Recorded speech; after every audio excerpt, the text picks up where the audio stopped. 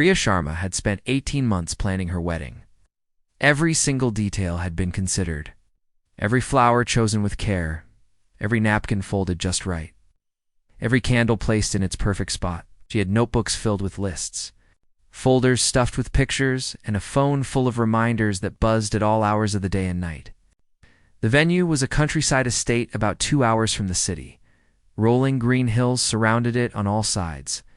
Gardens stretched out in every direction, filled with roses and lavender and trees that had been growing for over 100 years. When Priya first visited the place, she actually cried.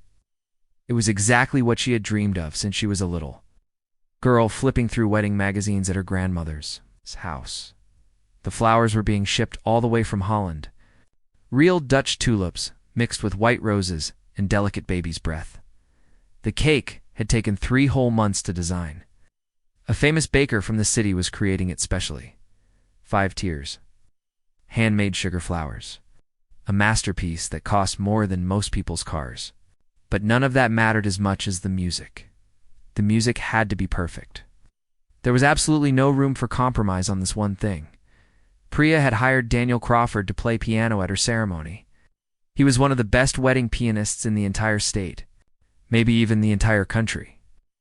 He had played at celebrity weddings, at royal events overseas, at gatherings where the guest list read like a who's who of important people. His fee was $5,000 for a single performance. Priya did not hesitate when she heard the price. She would have paid twice that amount, 3 times even, whatever it took, because this was about her mother. Her mother's name was Kavita. She had been a piano teacher for 32 years. She taught children in the neighborhood, teenagers preparing for college auditions, adults who had always wanted to learn but never had the time. Her small music room in their family home had seen thousands of lessons over the decades. But Kavita did not just teach piano. She lived it. She breathed it. Music was not simply her job. It was her entire soul. Every family gathering revolved around that old, upright piano in the living room. Birthdays meant singing while Kavita played. Holidays meant carol after carol until everyone's voices went hoarse. Even ordinary Tuesday evenings often ended with Kavita sitting at the keys, playing whatever melody came to her heart, while the family gathered around and listened in comfortable silence. Priya grew up falling asleep to the sound of piano music drifting up the stairs. It was the soundtrack of her entire childhood, the background music to every important moment of her young life. 2 years ago, Kavita got sick. It happened so fast. Too fast for anyone to prepare. 1 month she was playing at her grandniece's birthday party, laughing and taking requests from the children. The next month she was lying in a hospital bed. Too weak to lift her hands above the blanket, she passed away on a Thursday morning in early spring. The birds were singing outside her window. Priya was holding her hand when she took her last breath. The silence that followed was the loudest thing Priya had ever experienced in her life. The house felt completely empty without music. The piano sat untouched in the living room, gathering dust, because no one in the family could bear to play it anymore. When Priya got engaged to Ravi 6 months later, she knew immediately what she needed for her wedding day. "I want piano music at my wedding," she told him one night. They were sitting on the couch in their small apartment, looking at venue photos on her laptop. Live piano. Classical pieces. "It's the only way I'll feel like Mom is actually there with me." Ravi understood completely. He had loved Kavita too. Everyone who ever met her loved her instantly. She had that kind of warmth that made complete strangers feel like they were part of the family. "Whatever you need," he said, squeezing her hand. "We'll make it happen, I promise you." And they did make it happen. They found Daniel Crawford.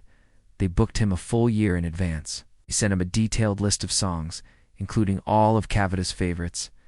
Everything was arranged perfectly. Everything was confirmed multiple times. Everything was set until it was not. 1 hour before the ceremony was supposed to begin, Priya was in the bridal suite getting her final touches done. Her hair was pinned up elegantly with small white flowers woven through. Her makeup was flawless and natural.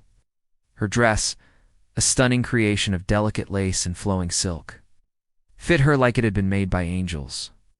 Themselves, she looked like a bride from a fairy tale. Then her phone rang. She almost did not answer it. Her maid of honor, Tanya, reached for it first, but Priya saw the name flashing on the screen. Daniel Crawford, the pianist. Her heart dropped into her stomach before she even picked up the call. "Hello, Miss Sharma? I am so terribly sorry." His voice was strained and panicked. "My car broke down on the highway. I'm stuck about 100 miles from you.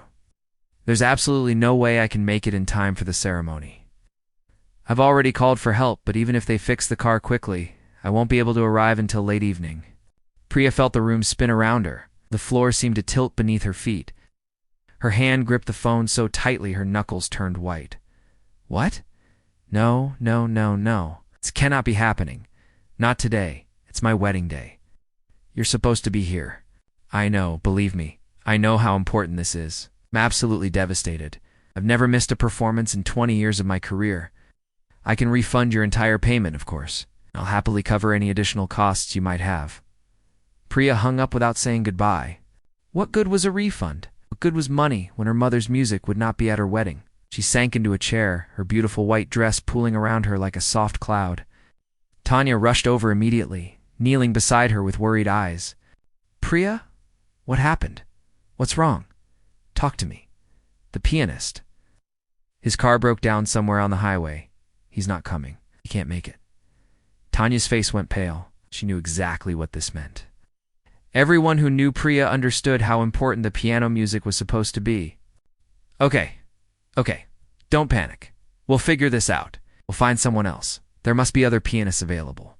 Let me make some calls right now." For the next 30 minutes, Tanya and the wedding coordinator called every single number they could think of. Piano teachers, music schools, local churches, restaurants with live entertainment, hotels with lobby pianists, anyone who might possibly know someone who could play. Classical music, nothing worked. Everyone was either already booked for other events, completely unavailable, or simply too far away to arrive in time. The coordinator looked at her phone one final time and shook her head slowly. "I'm so sorry, Priya. There's no one available. We've tried everything." She stared blankly at the wall in front of her. Less than 40 minutes, 200 guests would be sitting in those beautiful garden chairs, waiting for a ceremony that was supposed to begin with live piano music. Her mother's favorite music. Instead, there would be only silence. The thought made her want to scream out loud. Her father came into the bridal suite, deep concern written across his weathered face. He had obviously heard the terrible news from Tanya. "Sweetheart," he said gently, sitting down beside his daughter, "we can use recorded music instead. It won't be exactly the same, but it will still be beautiful. Your wedding will still be wonderful." Priya shook her head, fresh tears forming in her eyes. "You don't understand, Papa. I needed it to be live. I needed to actually feel like Mom was there with me, playing for me on my special day, just like she always promised she would when I was little." He put his arm around her shoulders and held her close. "Your mother is here, Beta. She's watching over you right now. She's so proud of you. It's music or no music. She wouldn't miss this day for anything in the world." But Priya could not shake the heavy feeling that something precious had been stolen from her. All those months of careful planning, all that attention to every tiny detail, and the one single thing that mattered most to her heart was suddenly gone. She wiped her eyes carefully, trying desperately not to ruin her makeup. What am I going to do now? No one in the room had an answer for her. The clock on the wall kept ticking steadily. The guests were arriving outside and taking their seats. The afternoon sun was shining beautifully on the most gorgeous venue Priya had ever seen in her life, and her perfect wedding was completely falling apart. While Priya was sitting in the bridal suite with tears rolling down her cheeks, a small white van pulled up to the service entrance at the back of the estate. The words "Fresh Blooms" by Meera were painted on the side in cheerful green letters. Meera Krishnan stepped out of the driver's seat and stretched her tired back. She had been driving for almost 2 hours to get here. Behind her, the passenger door opened, and a small figure jumped out onto the gravel. Her name was Annika. She was 8 years old, with long black hair tied in 2 braids, and curious brown eyes that never stopped looking around. She stared at the estate with her mouth hanging open.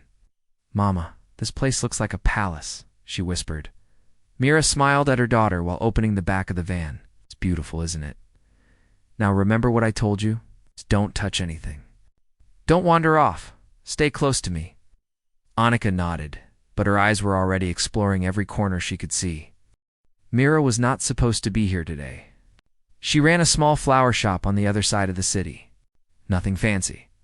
Just a little place she had built over 10 years of hard work after her husband passed away. She made enough to pay the bills and keep Annika in school. That was all that mattered. This morning, she received a frantic phone call. The main florist for this wedding had made a terrible mistake. They sent the wrong flowers. The bride ordered white roses and Dutch tulips, but the delivery contained red carnations and yellow daisies instead. A disaster. Someone knew someone who knew Mira. A few calls later, she was loading her van with every white rose and tulip she had in stock. Emergency delivery, Ruth's job. The pay was good enough that she could not refuse. Annika had begged to come along. It was Saturday, no school. She rarely got to see fancy places like this. Most of their life was spent between their small apartment and the flower shop. An adventure sounded wonderful. Mira could never refuse those pleading eyes. Now they were here, and Mira had work to do. She pulled out armfuls of flowers wrapped in plastic and wet paper. The coordinator had given specific directions. Service entrance. Down the hall. Take a left. The ceremony was in the garden. Come on, Annika, help me carry the small ones. Annika grabbed a bundle of baby's breath and followed her mother inside.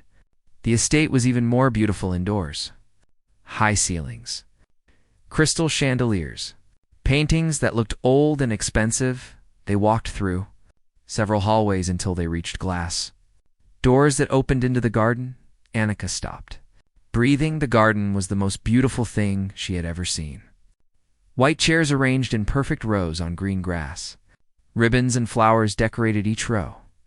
A wooden arch covered in vines and roses stood at the front where the couple would stand. Everything looked like a movie scene, but the piano captured her attention completely.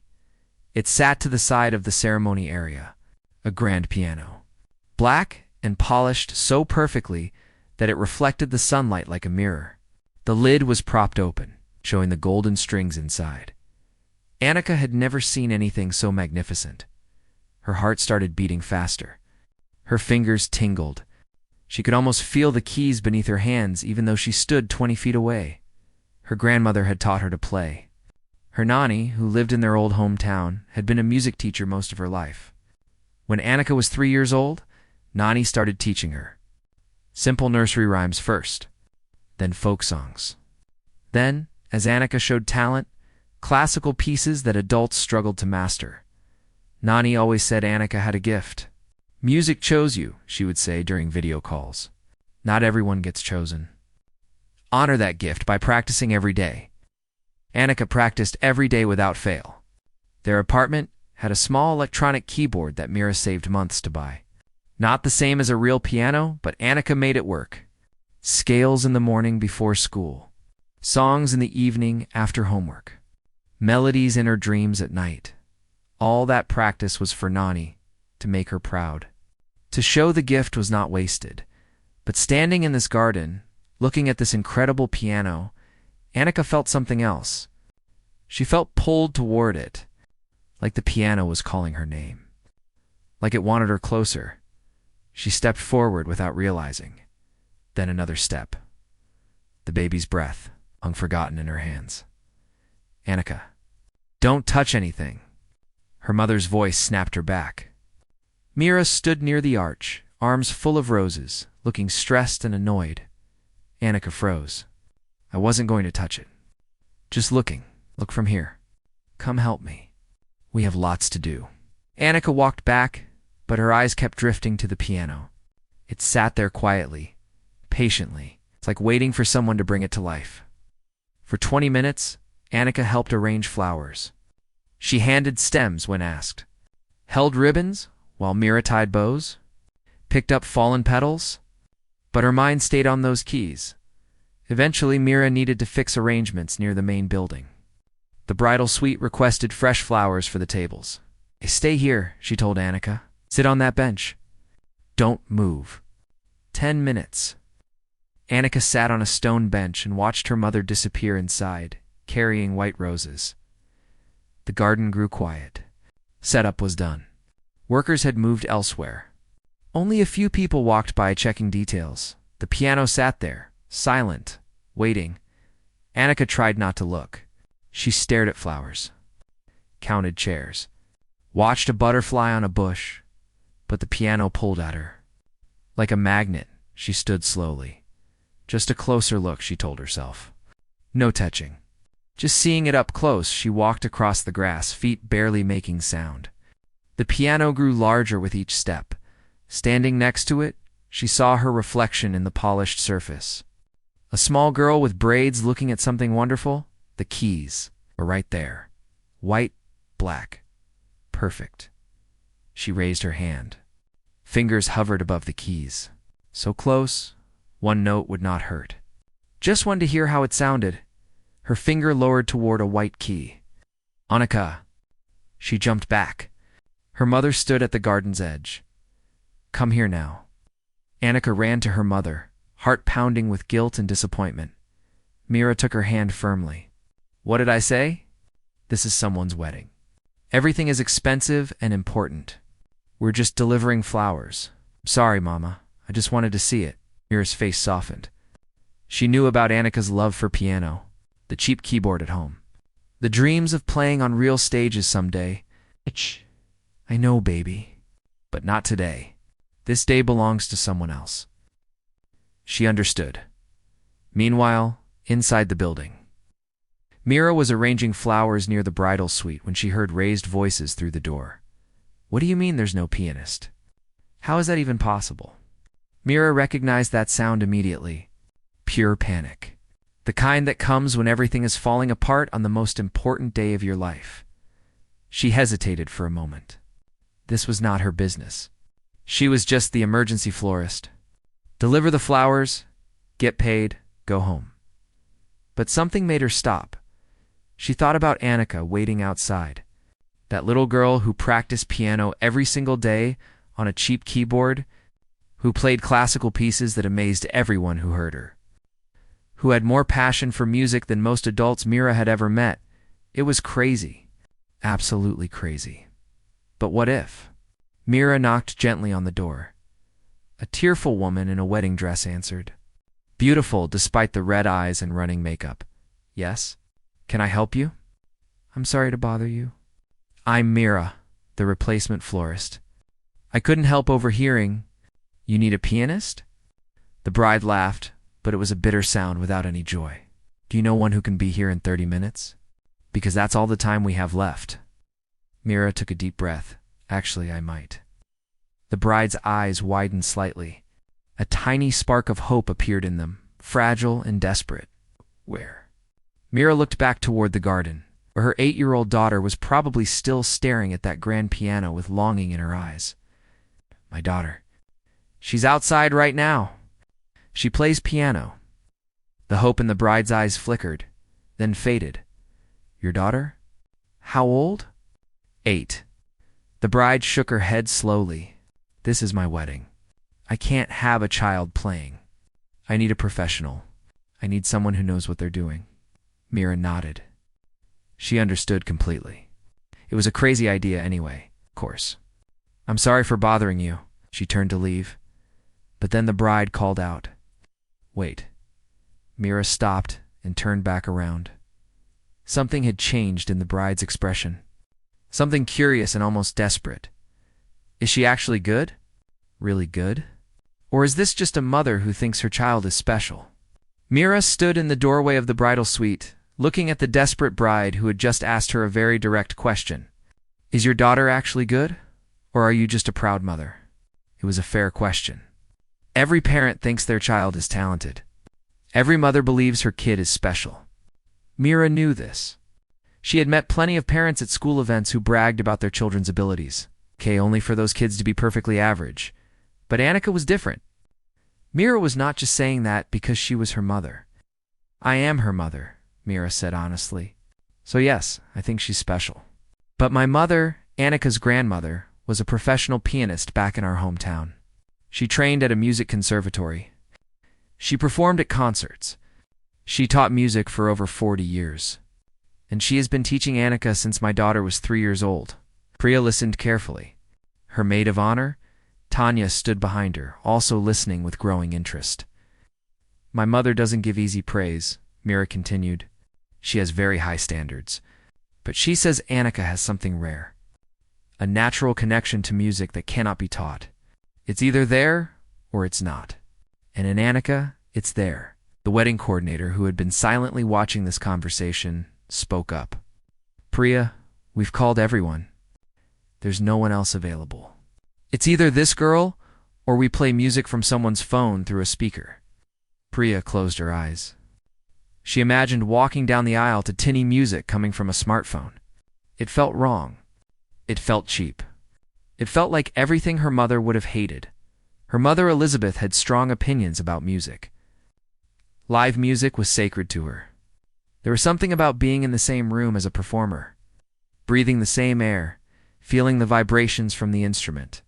Recorded music was fine for background noise, but for important moments, for weddings and funerals and celebrations, live music was the only acceptable choice.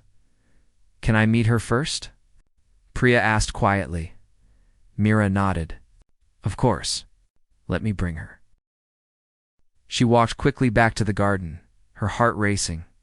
What was she doing? This was insane. Her 8-year-old daughter playing at a stranger's expensive wedding. What if Annika got nervous and made mistakes? What if she froze up?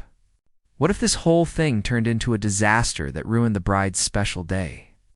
But then she saw Annika sitting on that stone bench, still sneaking glances at the grand piano with longing in her young eyes. And Mira knew she had to at least try. Annika, come with me. Where are we going, Mama? Someone wants to meet you.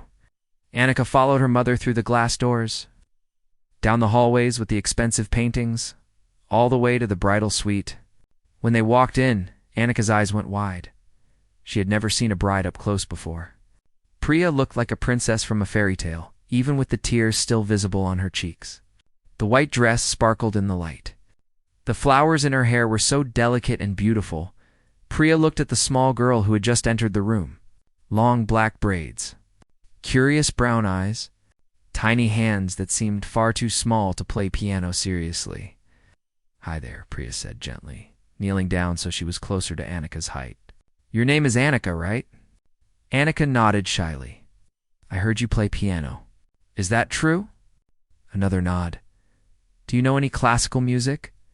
The old famous pieces? This time Annika found her voice. Yes, my nanny teaches me.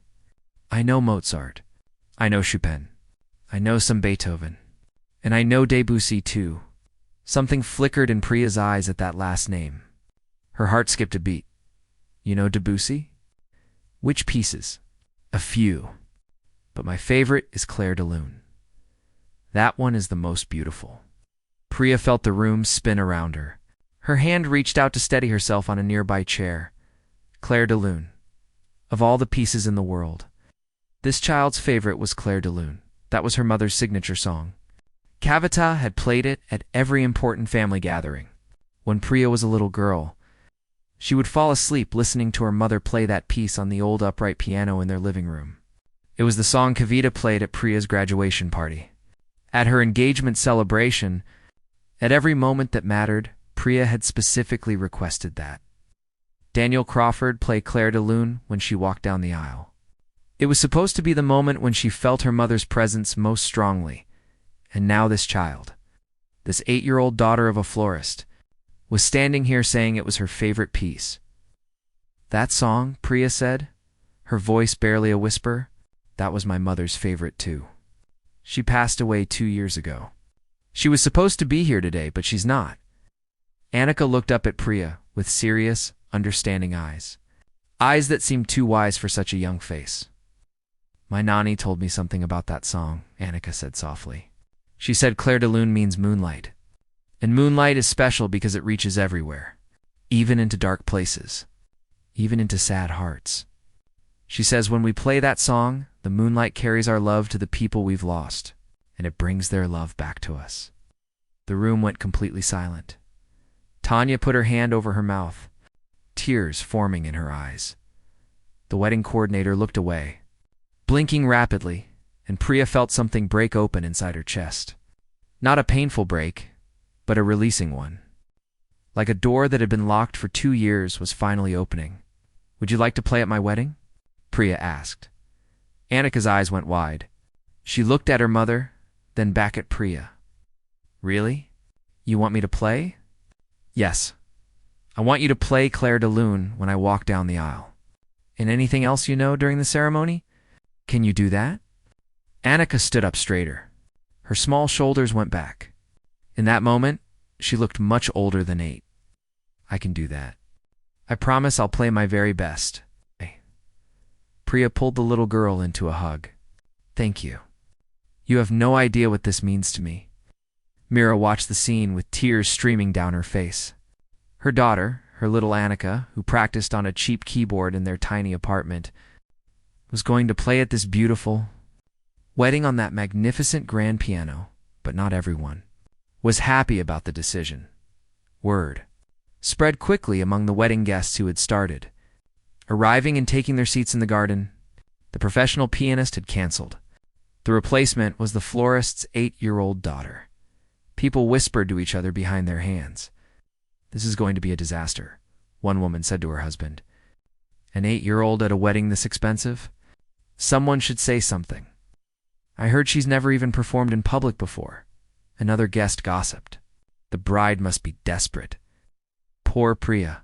First she loses her mother. Now her wedding is falling apart." The comments made their way to Priya's father, Vikram.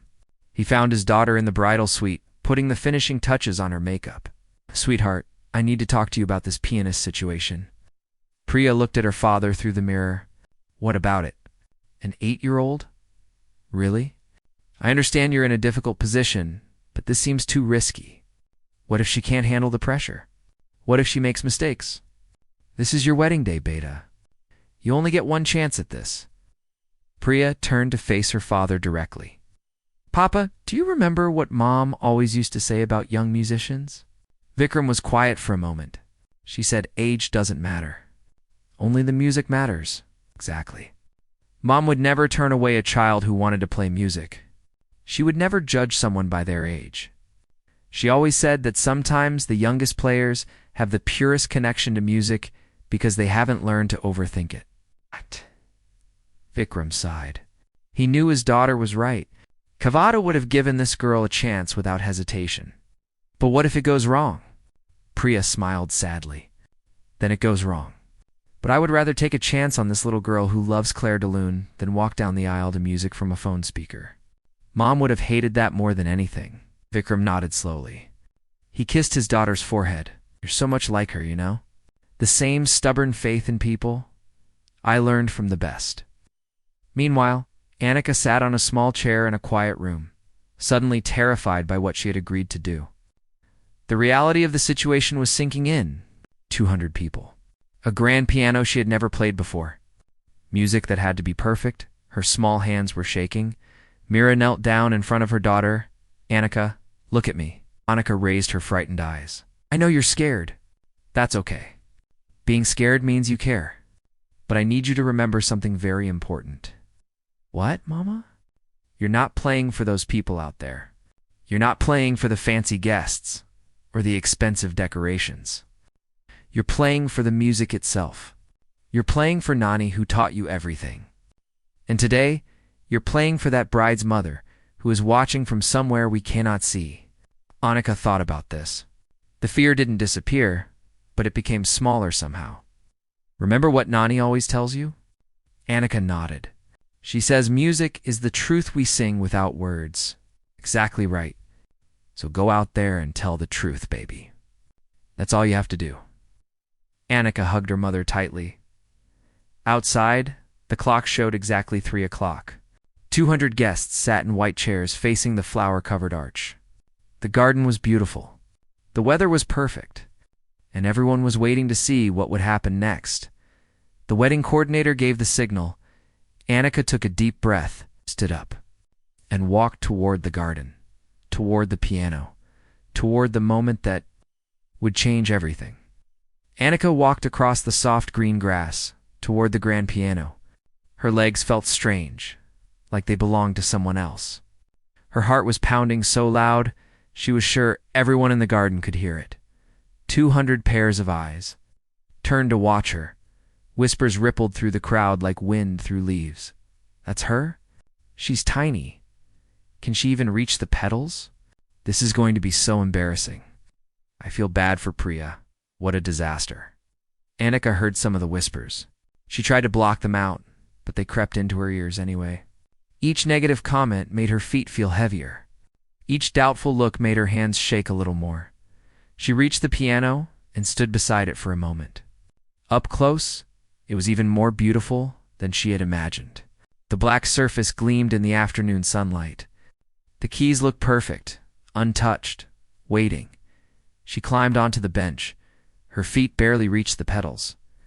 She had to sit at the very edge of the bench and point her toes downward to touch them.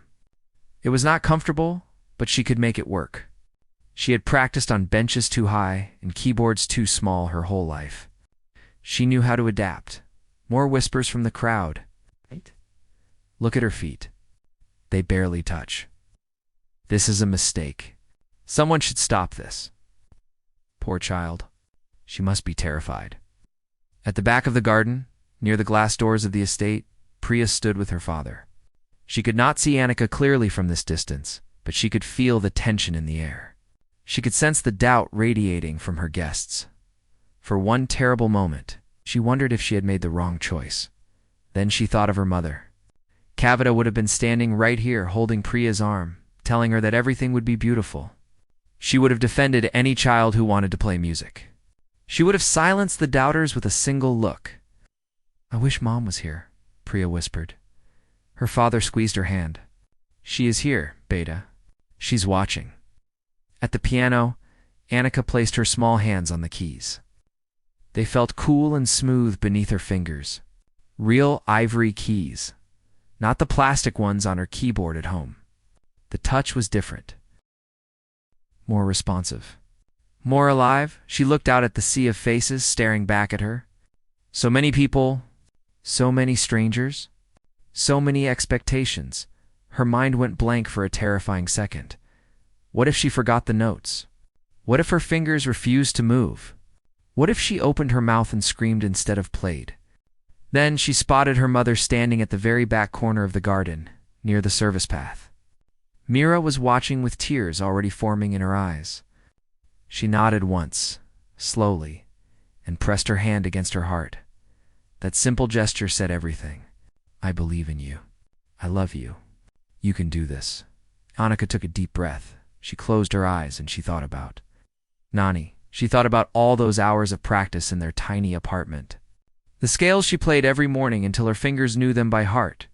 The difficult passages she repeated 100 times until they became easy. The video calls where Nani would listen and correct and praise and push her to be better. She thought about what Nani always said before every practice session. Don't play for anyone else. Play for the music. Let the music speak through you. Nika opened her eyes.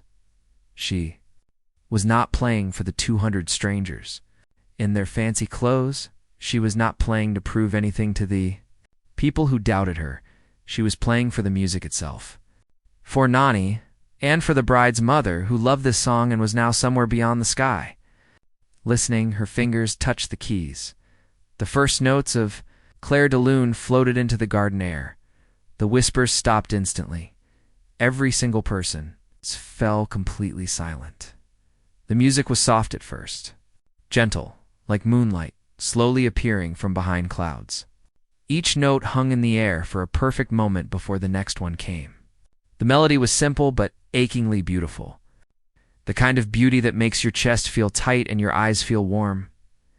Annika's small fingers moved across the keys with a grace that seemed impossible for a child. Her age. There was no hesitation. No uncertainty. She played like someone who had been doing this for 50 years, not 8, at the back of the garden. Priya heard the opening notes and felt something crack open inside her chest. It was the song. Her mother's song. The one that had filled their house every evening when she was growing up. The one that meant safety and love and home. "Mom," she whispered, and the tears started falling before she could stop them. Her father offered his arm. "Ready, sweetheart?" Priya nodded, unable to speak. They began walking down the aisle. Every step synchronized perfectly with Annika's playing.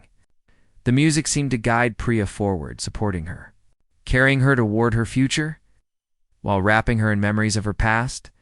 Guests who had doubted the choice of Anne, 8-year-old pianists, were now wiping their own eyes. The woman who had called it a disaster was crying openly. The man who said someone should stop this was staring at Annika with his mouth hanging, open in amazement. Priya's aunt leaned toward her husband. "I've never heard it played like that. Never. Not even by professionals." He nodded to move to speak. The music swelled as Priya reached the middle of the aisle. Annika played the crescendo with confidence, her small hands stretching across the keys to reach the chords. Then she brought it back down, soft and tender, as Priya approached the altar where Ravi was waiting. Ravi was crying too. He had heard Priya talk about her mother's piano playing for years. He had seen the pain in her eyes whenever she passed the silent piano in her family home. And now, watching his bride walk toward him with tears streaming down her face while this incredible music filled the air, he understood something he had not fully grasped before. This was not just a wedding ceremony. This was a healing. Priya reached the altar and took Ravi's hands. She looked back at the small figure at the grand piano. Annika met her eyes for just a moment and smiled. Then she transitioned smoothly into another piece, something softer and quieter. Perfect background music for the ceremony to begin. The officiant started speaking, but Priya barely heard the words. She was floating somewhere between the present moment and 1,000 memories. Her mother's hands on the piano keys. Her mother's voice singing along. Her mother's smile when the music was particularly beautiful. Annika played through the entire ceremony. She played while the vows were exchanged, keeping the music gentle and unobtrusive. She played while the rings were given, adding a slight flourish at just the right moment. She played while the couple shared their first kiss as husband and wife, and somehow she knew exactly when to bring the music to a triumphant, joyful conclusion. The guests burst into applause. Not polite applause, but real applause. The kind that comes from genuine emotion. The kind that makes your hands hurt because you're clapping so hard. They were applauding for the newlywed couple. Yes. But they were also applauding for the tiny girl at the piano who had just given them all an unexpected gift. Before greeting any guest, before accepting any congratulations, Priya walked directly to the piano. Her white dress trailed across the grass behind her. Her veil fluttered in the gentle breeze. She knelt down so she was at Annika's eye level. For a moment, she could not speak. The emotions were too big, too overwhelming, too much for words. Finally, she found her voice. "Thank you," she said, and her voice cracked with feeling. "You have no idea what you gave me today." Annika looked at her with those wise brown eyes. "I just played the song. That's all." Priya shook her head, fresh tears spilling down her cheeks. "No, sweetheart. You did so much more than that. You brought my mother to my wedding. I felt her here. For the first time in 2 years, I felt her right here with me. You gave me that gift, and I will never, ever forget it." Annika did not fully understand what she had done. She was only 8. She knew she had played well. She knew the music had sounded beautiful on that wonderful piano. But she did not yet understand the deeper magic of what had happened. She would understand someday. When she was older, when she had experienced her own losses and her own healings. For now, she simply hugged the bride in the beautiful white dress and felt happy that she had helped make someone's special day a little bit better. In the back of the garden, Mira was sobbing so hard she could barely stand. A stranger handed her a tissue. Another stranger patted her shoulder. "Your daughter is incredible," someone said. "A true gift," said another.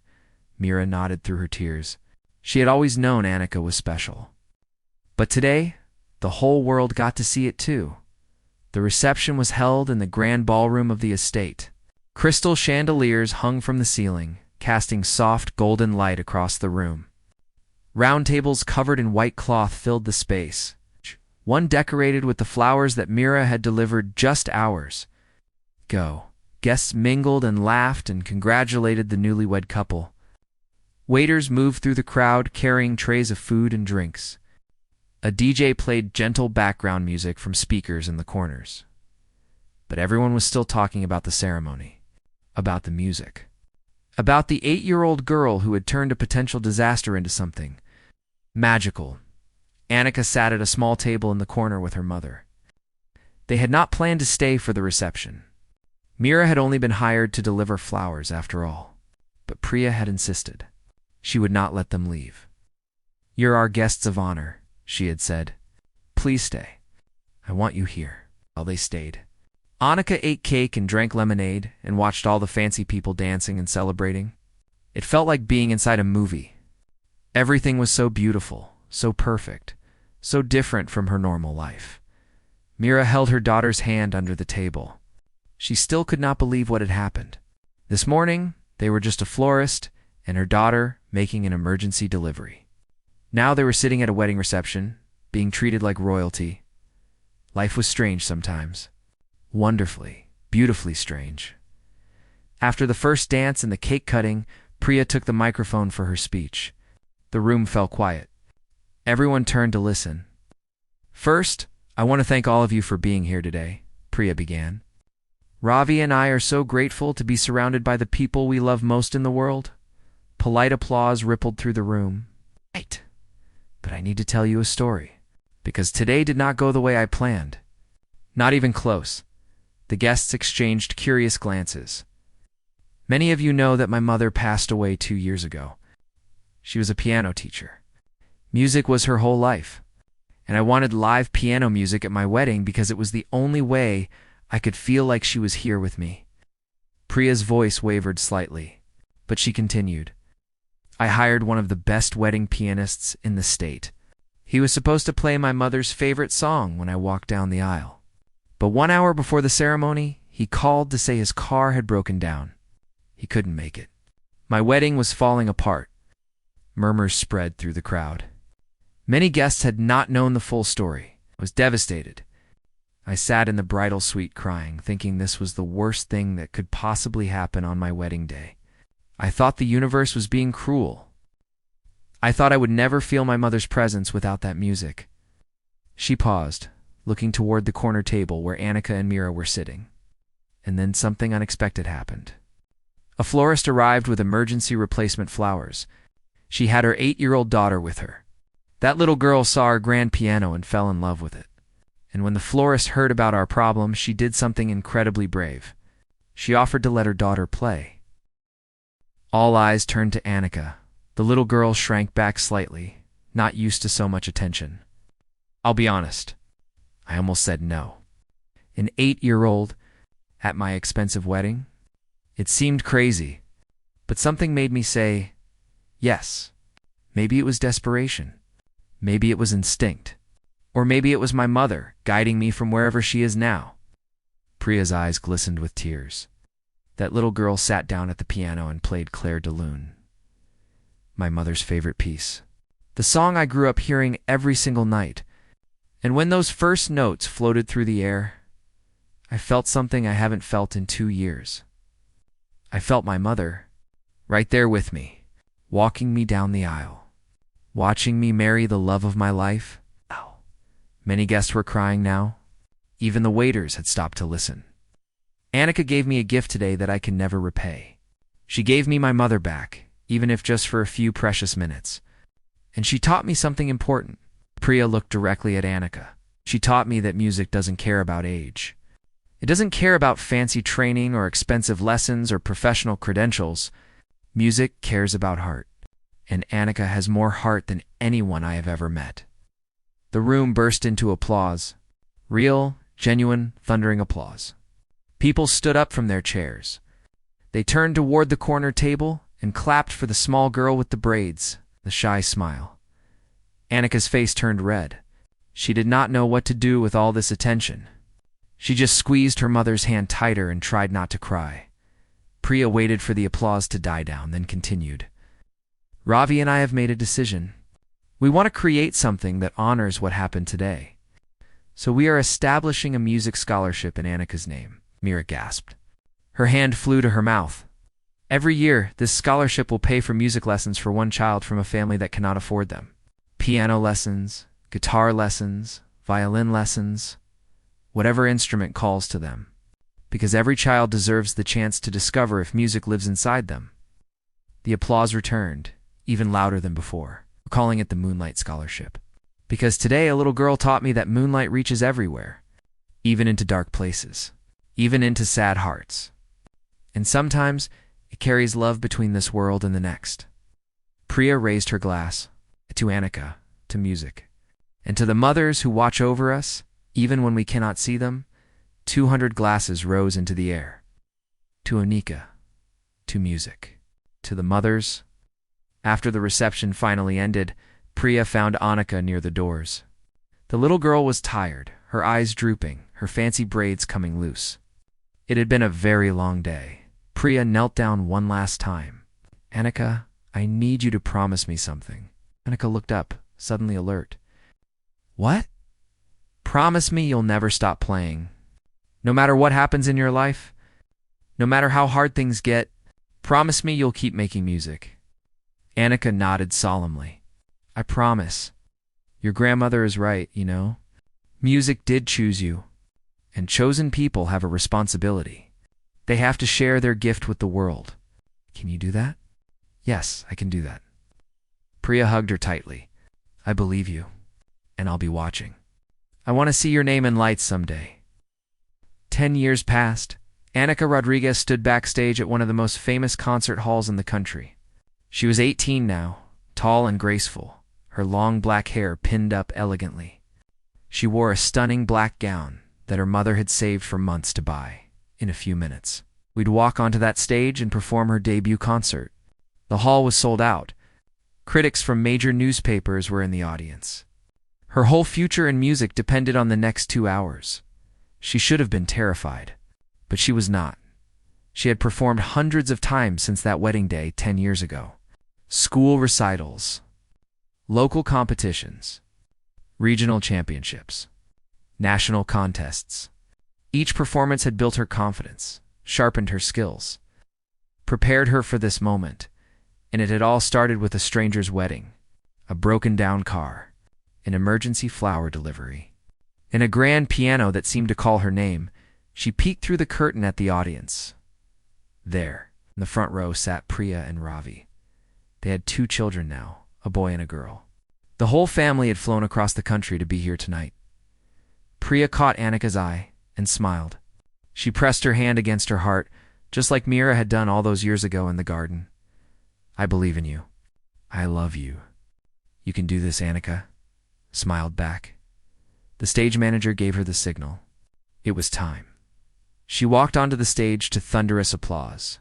The lights were bright and warm. The grand piano waited for her, black and polished and beautiful. She sat down on the bench, adjusted her position, placed her hands on the keys, and she began to play. After the concert, Priya came backstage. Her eyes were red from crying. Happy tears. Proud tears. You kept your promise, she said. Annika hugged her. You gave me my start. A stranger's wedding. Who would have ever thought? Priya smiled through her tears. Your grandmother was right all along. Moonlight really does find the people we've lost. And sometimes it sends them back to us through the hands of a child. They held each other for a long moment. 2 women connected by music and loss and love and the strange, beautiful ways that life surprises us when we least expect it. Outside, the moon was rising over the city. Its light spilled through the windows, soft and silver and full of magic, just like it always had been, just like it always would be.